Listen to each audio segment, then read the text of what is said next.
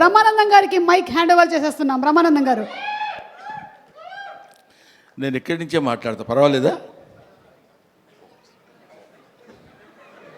నా బతుకంతా ఇలాగే అయిపోయింది. 40 సంవత్సరాల క్రితం ఇలాగే వెనక నుంచి తోశారు, ఇప్పుడు ఇక్కడికి వచ్చి పడ్డాను.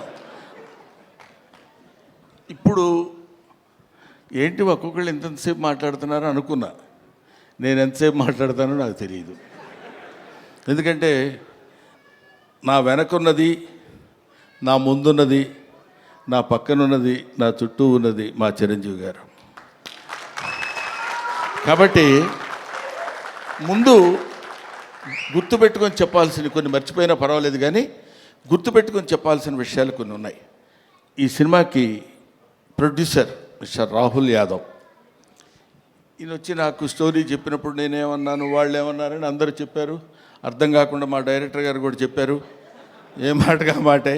కానీ మేమందరం కలిసి కూర్చుని చేసేటప్పుడు ఒక ప్యాషన్ ఉన్న ప్రొడ్యూసర్. జనరల్గా ఊరికే ఏదో డబ్బు ఇచ్చేసి సినిమా చేసేయండి అనటం కాకుండా, సినిమా ఇలా తీస్తే బాగుంటుంది, ఇలా ఉంటే రాత్రి 7:30 వరకు, ఇవాళ మార్నింగ్ 7:30 వరకు కూర్చుని పనిచేసినటువంటి అతి తక్కువ మంది కుర్ర ప్రొడ్యూసర్స్లో నేను చూసింది రాహుల్ యాదవ్ని. I feel proud. అటువంటి అంటే కొంచెం చదువుకుని దాన్ని ఆకళింపు చేసుకుని మంచి సినిమాలు తీయాలనేటువంటి ఆలోచనలో ఉన్న ప్రొడ్యూసర్స్లో రాహుల్ యాదవ్ ఒకడు. ఆ తర్వాత డైరెక్టర్ నిఖిల్ తను ముందు అసలు ఫస్ట్ ఒక 3 days నన్ను, ఇంకా ఇదిగో ఇప్పుడు మన రఘుబాబు లాంటి వాళ్ళను, లేకపోతే ఒక రాజీవ్ కనకాల లాంటి వాళ్ళను చూసినప్పుడు ఒక చిన్న, అంటే నేను వీళ్ళని డైరెక్ట్ చేస్తున్నాను అనే దాని నుంచి ఒక 3 days కొంచెం తప్పుకోవడానికి కష్టపడింది. ఎందుకంటే వెరీ వెరీ గుడ్ బాయ్, దానితో పాటు వెరీ ఇంటెలిజెంట్ బాయ్. లేకపోతే ఇంత కథ ఈ రకంగా రాయగలిగినటువంటి కెపాసిటీ సామాన్యంగా ఉండొచ్చు. ఇది తాత మనవడు గురించి చెప్పేది. ఒక మాటలో చెప్పాలంటే, with the permission of the producer, ఒక మాటలో చెప్పాలంటే ఒక బేవర్స్ తాత, ఒక అడమెంట్ గ్రాండ్ సన్, వీళ్ళిద్దరూ వాళ్ళ జీవితాల్ని ఒక చోట నిలబెట్టుకుని, ఒక చోట కలుసుకుని, ఇద్దరు very good grand father and very good grand son అనే స్థితికి అందంగా తీసుకొచ్చినటువంటి స్టోరీ ఇది.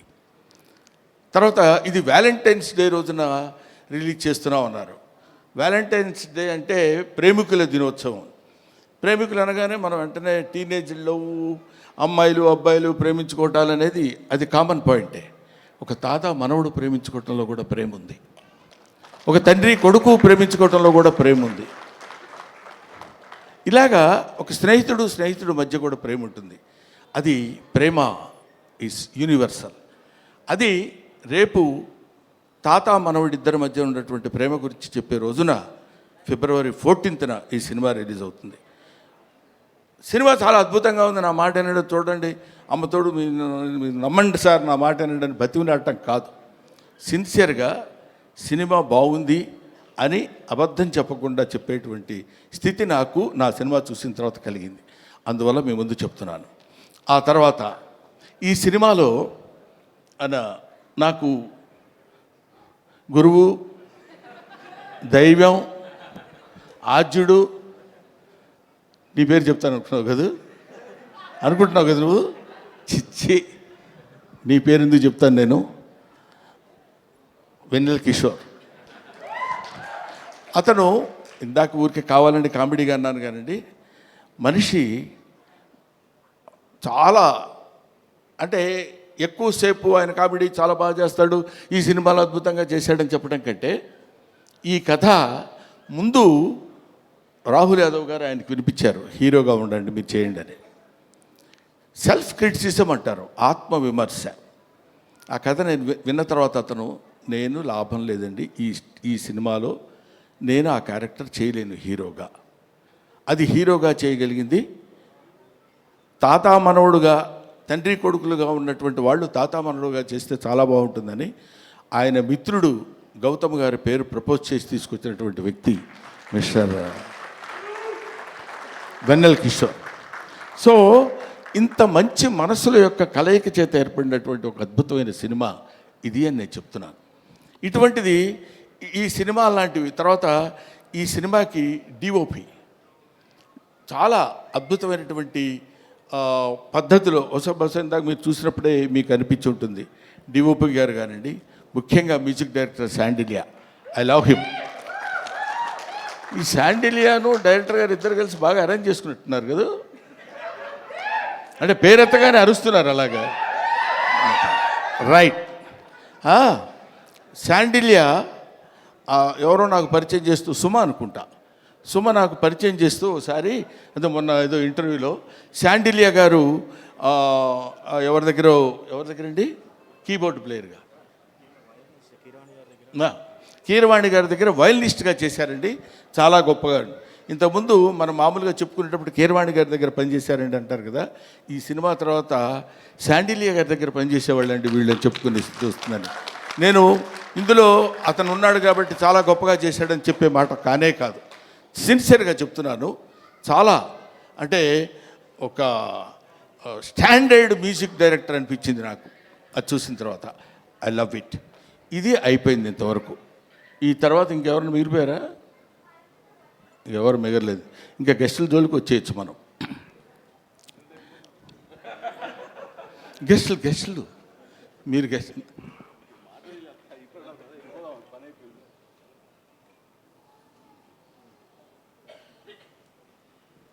అది ఇప్పుడు అనిల్ రావిపూడి మా అబ్బాయి చెప్పాడు ఇందాక, ఈవీవి సత్యనారాయణ గారు ప్లస్ జంజాల గారు ప్లస్ ఎస్వి కృష్ణారెడ్డి గారు ప్లస్ రేలంగి నరసింహారావు గారు వీళ్ళందరినీ ఒక మిక్సీలో వేసి గిర్రుని తిప్పితే అనిల్ రావిపూడి. వీళ్ళలో ఎక్కడ ఏది ఎంతవరకు వాడాలో అంత అద్భుతమైనటువంటి కామెడీని ఈ రోజుల్లో పండించి తనకంటూ ఒక ప్రత్యేకమైన స్థానాన్ని తెచ్చి this is the power of comedy అని ప్రూవ్ చేసినటువంటి director today, that is Anil Ravipudi. This is the power of comedy అని ఊరికే నేనేదో సౌండ్ పెంచి మాట్లాడుతున్నానని కాదు, 300 crores కలెక్ట్ చేసినటువంటి సినిమా తీసినటువంటి వ్యక్తి. సో అటువంటి అనిల్ రావిపూడి ఆయన డౌన్ టు ఎర్త్, పిలవగానే అలాగే గురుగారు డెఫినెట్గా వస్తాను అని చెప్పొచ్చారు. ఆ తర్వాత మనందరం తెలుసుకోవాల్సినటువంటి వ్యక్తి, మనకి ఆదర్శప్రాయమైనటువంటి మనిషి అని అనొచ్చు, అనటానికి పెద్ద ఏమీ ఇబ్బంది పడాల్సిన అవసరం లేదు. నాగ అశ్విని గారు, ఆయన కల్కి సినిమా డైరెక్టర్. మామూలుగా ఒక సినిమా డైరెక్షన్ చేస్తేనే అసలు డోర్ దగ్గరే కారు ఒకటి తీస్తాడు, అది తీసి ఫ్యామిలీ అనుకుంటూ వచ్చే రోజుల్లో ఒక సినిమాలో కామెడీ క్యారెక్టర్ ఏదో చేస్తే అద్భుతంగా పండిపోతే నా అంత టోళ్ళు లేడు అనుకునే రోజుల్లో ఆయనకు ఒక కారు ఉంటుంది. అది ఎవరి కోసమో వాళ్ళందరినీ మెప్పించడం కోసం పెట్టే కారు కాదు, తన పద్ధతి, తన విధానం, తను very very very what is human being అనేది ఎలా ఉండాలో మనం నేర్చుకునేటువంటి అతి తక్కువ మంది ఈ రోజుల్లో భూమి మీద సంచరిస్తున్నటువంటి రోజుల్లో నాగాశ్విన్ ఒకడు. I love him, I respect him, I admire him, everybody should admire him. ఇవాళ మనం మాట్లాడుకుంటూ చెప్పే విషయం అయిపోయారు. రఘుబాబు అనుకుంటున్నాడు నా గురించి చెప్పడేంటి, వాడు మన సుధాకర్, కమిడియన్ సుధాకర్ కొడుకున్నాడు అక్కడ బెన్నేని. వీళ్ళందరూ కొంతమంది ఉన్నారు. ఆడపిల్లల విషయం కన్ఫ్యూజ్ అవుతాను పేర్లు, మీరు మాట్లాడితే తాత తాత అంటున్నారు. నాకు చాలా సంతోషంగా ఉందండి. ఎంత సంతోషంగా ఉంది తాత అంటే. అసలు మరీ ఈ అమ్మాయి అయితే రావడం తాత అనుకుంటూ వస్తుంది సెట్లోకి. అంత మరీ వినపడేట్టు అరవక్కర్లేదులేమ్మా, తాత అనే క్యారెక్టర్ తెలుసు కదా, దానికి ఎందుకు దాని గురించి అని. సరే, ఆడపిల్లలు వాళ్ళ మేరకు అందరి చేత అద్భుతంగా నటింపజేయించినటువంటి దర్శకుడికి, వాళ్ళకి అవకాశాన్ని కల్పించినటువంటి ప్రొడ్యూసర్ గారికి అందరికీ నా హృదయపూర్వకమైన నమస్కారాలు తెలియజేసుకుంటూ, ఎవరినైనా మర్చిపోయి ఉంటే క్షమించండి, లేకపోతే లేదు, అది మీ ఇష్టం, నేను దానికి ఏం చెప్పలేను. పోతే one and only that is megastar Chiranjeevi. Megastar Chiranjeevi గారి గురించి కోర్స్ ఆయన గురించి మాట్లాడటానికి నా ఒక్కడికే క్వాలిఫైడ్ మ్యాన్ అనుకుంటున్నాను. ఆయన 40 సంవత్సరాల సుదీర్ఘమైన ప్రయాణం ఆయనతో నా 4 decades. ఆయన ఖైదీ సినిమా చూడటం కోసం భీమవరంలో, అప్పుడు అత్తిరి కాలేజీలో లెక్చరర్గా చేసేవాడిని. భీమవరం వచ్చినప్పుడు పని మీద హడావుడిగా వెళ్ళిపోయి ఆ సినిమా చూసి వచ్చి ఎవడో కుర్రాడు భలే చేస్తున్నాడు రా అసలు ఏదండి అదే చెప్తున్నాను. భీమవరం నేను అత్తిలి అంటే it's neither a village Nar a town కావాలనుకుంటే కొంచెం సిటీ లాంటి ప్లేస్ కావాలనుకుంటే భీమవరం వెళ్ళేవాళ్ళం. అప్పుడు నా మిస్సెస్ ప్రెగ్నెంట్గా ఉంది. ఏడ్రా ఎక్కడ ఉన్నా నేను గబుక్కుని ఎవరినో చూపించినట్టు ఉన్నప్పుడు తన్ని తీసుకుని భీమవరం వెళ్ళి భీమవరంలో చెకప్ చేయించుకొని అది పాజిటివ్ వచ్చింది అనగానే గబ పరిగెట్టుకుంటూ ఆవిడని లాక్కుని ఆల్మోస్ట్, ఎందుకంటే ఆ సినిమాలో ఫస్ట్ ఫైట్ బిగినింగ్లోనే ఫైట్ ఉంటుంది, ఇది ఖైదీ ఫైట్. అంతవరకు అట్లాంటి ఫైట్ చూసిన వాళ్ళు లేరు. ఇవాళ చిరంజీవి గొప్పోడయ్యాడు, చిరంజీవి చాలా గొప్పోడయ్యాడంటే he is the trend setter. Trend setter అంటే మనం to be frank with you, fights అంటే ఒక రకంగా చూసినటువంటి వాళ్ళం, ఇదేంటి ఇలా కూడా ఫైట్స్ చేయొచ్చా, ఇలా కూడా చేస్తారా అనేటువంటి ఒక దిగ్భ్రాంతిని కలిగించినటువంటి ఆనాడు ఒక ఫైటర్, ఫైట్ మాస్టర్స్కి ఈయనకి ఏం చెప్పాలి అనేటువంటి ఆలోచనలో పెట్టినటువంటి వ్యక్తి చిరంజీవి గారు. ఆ రోజు ఖైదీ నుంచి ఈ రోజు వరకు ఆయనతో ఎన్నో ఎన్నో ఎన్నో ఎన్నో సినిమాలు చేశాను. అది పక్కన పెడితే ఆ తర్వాత కొంతమంది, ఇప్పుడు నేను కొన్ని ఫంక్షన్స్కి ఆయనతో పాటు అప్పట్లో ఘరానా మొగుడులో అది గుంటూరులో జరిగింది, 100 days ఫంక్షన్ గుంటూరులో జరిగితే మొత్తం అంటే కనుచూపు మేరకు, ఇప్పుడు ఇట్లా కూర్చున్నప్పుడు ఇది ప్యాంటు ఇది షర్టు ఇట్లాగా కనపడేది కదా, అలా కనపడలే. ఇక్కడి నుంచి చూస్తే అన్ని తలకాయలు అలా అలా అలా కదులుతున్నట్టున్నాయి, 1 ఎకరం 2 ఎకరాలు. అది Chiranjeevi charisma on the stage. అది నేను చూశాను కాబట్టి నేను ఒక్కడే ఆ విషయం చెప్పగలను. అది ఆయన కారులో లక్కీగా ఏంటంటే అప్పుడు బ్రహ్మానందం చిరంజీవి గారికి చిన్న అల్సేషన్ డాగ్లో ఉండేవాడు. అంటే ఆయన రక్షిస్తాడని కాదు, ఆయన కారు ఎక్కితే గబుక్కని డాగ్ కూడా ఎక్కి కూర్చుంటుంది. అది Brahmanandam place on those days. అక్కడి నుంచి ఆయన ఎక్కిన బస్సులో బెజవాడలో స్టే చేసి గుంటూరు వరకు వస్తున్నప్పుడు బెజవాడ నుంచి గుంటూరు వరకు జనం బస్సు పక్కన ట్రైన్స్లో దాన్ని ఏమంటారు మోటార్ సైకిళ్ళ మీద వాటి మీద వీటి మీద వెనక ఏమైనా అయిపోతామేమో అన్న భయం కూడా కలిగే రోజుల్లో అది ఆయన చరిష్మా. కాలు కదిపితే 2 రాష్ట్రాలు, ఇవాళ 2 రాష్ట్రాలు, ఒకప్పుడు ఆంధ్రప్రదేశ్ గిల్ల గిల్ల గిల్ల గిల్ల కొట్టుకునేది. చిరంజీవి డాన్స్ అంటే ఇది కదా చిరంజీవి డాన్స్ అని అనుకునేవాళ్ళు. డాన్స్ సాంగ్ చెయ్యటం అంటే that credit goes to Chiranjeevi only, one and only. ఆ తర్వాత ఫైట్స్, తర్వాత కొన్నాళ్ళు మాకు భయం వేసింది, మా బొచ్చల్లో రాయేస్తాడేమో అని. అంత బాగా కామెడీ చేస్తాడు ఆయన. అది చూడండి, అది ఏమీ ఎరగనట్టు అట్లా ఫేస్ పెట్టి ఇలా అన్నట్టు, ఎంత మేమందరం సరదాగా కామెడీ సార్ ఏ కిషోర్ నువ్వు కూడా చేసినట్టున్నావు కదా, ఏముంది సార్ అన్నట్టు ఉంటుంది. కానీ మన భయాలు మనకు ఉంటాయి. అది అనేక రకాలైనటువంటి, ఇప్పుడు ఎవరు నేర్పారమ్మ ఈ కొమ్మకు పూలిమ్మని రెమ్మకు అన్నట్టు, ఎవడు నేర్పాడు ఈయనకి హార్స్ రైడింగ్? ఎవరు నేర్పాడు? ఇవాళ నేర్చుకుంటానికి వాళ్ళ ఫాదర్ హార్స్ రైడింగ్ నేర్చుకోరా అని చెప్పి అక్కడికి పంపించరా, తనే నేర్చుకున్నాడు. కొదమ సింహంలో అలా పట్టుకుని కౌబాయ్ లాగా క్యాప్ పెట్టేసి వెళ్ళిపోతున్నాడంటే that is Chiranjeevi.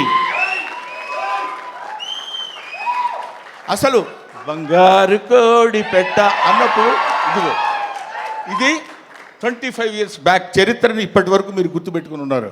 That is Chiranjeevi. ఊరికే నేను చిరంజీవిని పొగట్టం కోసం నేను ఇవాళ రమ్మలేదు. ఆయన ఇవాళ యాక్సెప్ట్ చేసి ఇక్కడికి వచ్చి ఏది చేసినా అదొక అద్భుతం, ఏది చేసినా అదొక ఆశ్చర్యం. కొన్ని ఆశ్చర్యాలు మనం చేయలేము, అవి కుదురుతాయి అంతే. Wonders cannot be made, they happen. అటువంటి ఆశ్చర్యకరమైనటువంటి జీవితాల్లో జన్మల్లో ఒక జన్మ చిరంజీవి గారిది. ఇంకా చాలా చాలా చెప్తూ, అందుకనే ఆయన్ని ఊరికనే చాలా గొప్పవాడండి కాకుండా కారణ జన్ముడు అనటానికి రీజన్ అది. ఇటువంటి కారణాల వల్ల పుట్టినటువంటి వ్యక్తి.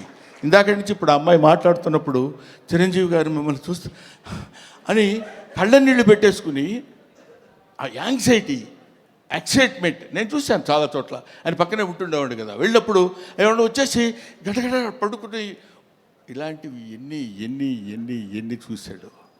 ఆయన చూడని చరిత్ర, ఆయన చెప్పని చరిత్ర, ఆయనకి తెలియని చరిత్ర. That is Chiranjeevi. ఈరోజు చిరంజీవి గారు ఇంకొక విషయం చెప్పేసి బోరు కొడుతున్నారా అనిపించుకోవడం కోసం చెప్పా. ఇంకో విషయం ఏంటంటే, నేను కింగ్ ఇండియన్ సినిమా కాదు, కింగ్ ఆఫ్ వరల్డ్ ఫిలిం. ఇవాళ కాదు, నేనేదో ఊరికనే మీరు ఇండియా అన్నారు కాబట్టి నేను వరల్డ్ అందామని కాదు. ఇలాంటి మూమెంట్స్ కొన్ని లక్షల మూమెంట్స్ చేశాడు. ఊరికే చిరంజీవి గారి గురించి ఇంకా ఎంతో గంటలు చెప్పినా సరిపోదు. ఒక్క విషయం చెప్తున్నా, మొన్న ఈ మధ్య వచ్చినటువంటి Guinness book of world record గురించి. ఒక సాంగ్లో కొన్ని మూమెంట్స్ ఉండాలి. అలాంటి మూమెంట్స్ ఇప్పుడు మీరు ఒకసారి చిన్నపిల్లలే ఉంటే గుర్తుంటుందో లేదో తెలియదు కానండి, రగులుతుంది మొగలి పొద, ఆ పాటలో బా ఏంటిది బాడీయా లేకపోతే ఏదన్నా ఒక రబ్బర్ ఇదే అనేటువంటి స్థితిలో ఆ సాంగులో ఉన్న మూమెంట్స్ మాత్రమే మనం చూసి కౌంట్ చేసుకోగలిగాం. ఒక్కొక్క మూమెంట్ ఓకే చేయడానికి ఆ కొరియోగ్రాఫర్ ఎన్ని టేక్స్ చేస్తుంటాడో ఆలోచించండి. హీరోయిన్ తప్పు చేసినా చేయాలి, ఆయన తప్పు చేసినా చేయాలి, పొరపాటు జరిగితే చేయాలి. అలాంటిది ఒక్కొక్క పాటలో కొన్ని 500 సార్లు 1000 సార్లు రిహార్సల్ చేసి ఉంటాడు ఆయన. అలాంటి పాటలు ఎన్ని సినిమాల్లో చేసి పాట, డాన్స్, కొరియోగ్రఫీ అంటే చిరంజీవి. కొత్త వాళ్ళు ఎవడన్నా వచ్చాడంటే ప్రభుదేవాకి ఆ రోజుల్లో చెప్పి దా నువ్వు చెప్పు చెయ్యి ఏం చేస్తావని జగదేక వీరుడు అతిలోక సుందరిలో చేస్తుంటే అది ఈయనకి ఏం చెప్పాలి ఎలా చెప్పాలి అనే లారెన్స్ మాస్టర్ దగ్గర నుంచి తిప్పలు పడ్డాయి నాకు తెలుసు. అటువంటి చిరంజీవి గారి గురించి ఇంకా చాలా చాలా చెప్పచ్చు. ఇప్పుడు ఎంత ఎదిగినా అంత ఒదిగి ఉండేటువంటి మనస్తత్వం కలిగిన వాడు చిరంజీవి అంటానికి నా బిడ్డ విషయంలో జరిగిన చిన్న సంఘటన చెప్తాను. ఇంతటితోటి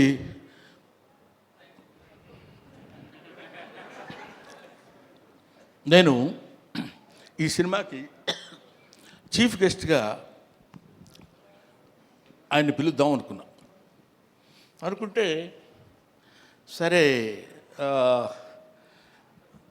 ప్రతిసారి మనకు తెలుసు కదా ఆయన గురుగారు మన ఇంట్లో అంటే వస్తాడు ఆయన.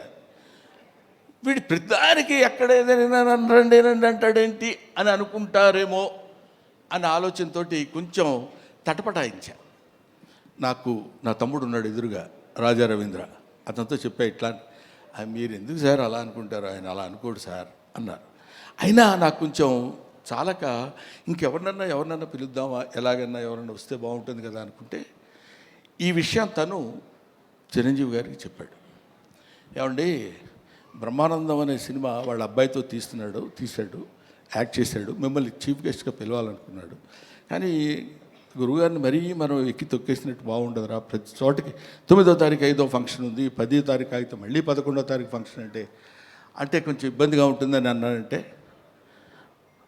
ఆ ఫోన్ ఇలాగి అని తన దగ్గర ఫోన్ తీసుకుని సడన్గా చూస్తే ఈయన ఫోను, బ్రహ్మం ఎరా చాలా కాలం ఎందుకు మాట్లాడి నన్ను పిలవడానికి ఎందుకంత మొహాటపడ్డావు, లేదు లేదు నేను ఇటు సైడ్ నుంచి అంటే మాట ఇంకా ఇక్కడి నుంచి వాయిసే ఒకటి, దానిలో చేసిన తప్పు ఇంకోటి, ఈ రెండు కలిపి లేదు. గౌతమ్ నీకు బిడ్డ, నాకు బిడ్డ లాంటి వాడేరా, నువ్వేమి ఆలోచించొద్దు, నువ్వు ఎక్కడో టైము రాజా రవీంద్రకి చెప్పు, నేను వస్తున్నాను, you just note it down, that is Chiranjeevi. ఆ చిరంజీవి అంతెత్తు ఒక విశ్వనట వ్యాప్తంగా వచ్చినటువంటి, విశ్వమంతా విహరించినటువంటి ఒక అద్భుతమైన వృక్షం కింద మనకి కల్పవృక్షం కింద కనపడ్డ. కల్పవృక్షం అనే పదం ఎందుకు వాడాను, పిచ్చి పిచ్చిగా ఆయన పొగట్టం కోసం మాట్లాడే మాట కాదు. ఎంతమంది వెళ్ళి చేయి జాబడిగితే ఉత్త చేతులతో పంపించిన వాడు కాదు చిరంజీవి, అది తెలుసు. అవన్నీ పక్కన పెడితే ఎవడు బాధ అంటే, ఆయన పాపం బోళా శంకరుడు అని నేనంటే ఒకసారి తిట్టాడు, నన్ను మామూలుగా తిట్టలేదు, ఏం బోళా అంటే అన్నారు. ₹1,00,000 వెళ్ళి అయ్యా కొంచెం దానం చేయండి అన్నారు అనుకో, అరే వీడు నన్ను మోసం చేయడానికి 1,00,000 అడుగుతున్నాడు రా, వీడికి 50 ఇచ్చి పంపిస్తాను. కానీ వాడికి తెలుసు వాడికి కావాల్సింది 50. అంటే ఇచ్చేటువంటి గుణం అలా ఉందంటానికి, ఇంత మనం చూస్తున్నటువంటి చిరంజీవి ఇంత గొప్పవాడు, ఇంత గొప్పవాడు, ఇంత గొప్పవాడని మనం అనుకుంటానికి, అంత విస్తరించినటువంటి ఆ చెట్టు ఎన్ని దశాబ్దాలుగా భూమితో పోరాడి పోరాడి పోరాడి తను భూమి నిండా విస్తరించుకుని పోయి, అది మనకి కనపడదు. ఆయన పడినటువంటి శ్రమ మనకి కనపడదు. ఆయన భూమిలో విస్తరించడానికి తన వేళని ఎలా అయితే లోపలికి పంపించుకున్నాడో మనకు తెలియదు. పైకి కనిపించినటువంటి ఒక అద్భుతమైన వృక్షం మాత్రమే కనిపిస్తుంది. అటువంటి మన 2 రాష్ట్రాలకి, మన భారతదేశానికి, లేకపోతే మన ఇంకొక ఇట్లాగా హద్దులు ఉన్నటువంటి వ్యక్తి కాదు చిరంజీవి. హద్దులు లేనటువంటి అమితమైనటువంటి మహనీయుడు చిరంజీవి. ఆయన వచ్చి ఆ రోజు నన్ను ఎట్లా అయితే చెయ్యి పట్టుకుని, మొట్టమొదటిసారి నేను విమానం ఎక్కింది ఆయన తీసుకెళ్ళినప్పుడే, నాకు తెలియదు అంతవరకు. చెయ్యి పట్టుకుని ఫ్లైట్ ఎక్కించి తీసుకొచ్చారు. ఇవాళ నా బిడ్డని చేయి పట్టుకుని ఇప్పుడు ఈ విమానం ఎక్కిస్తున్నారు. Thank you very much, thanks a lot. Thank you Brahmanandam garu. And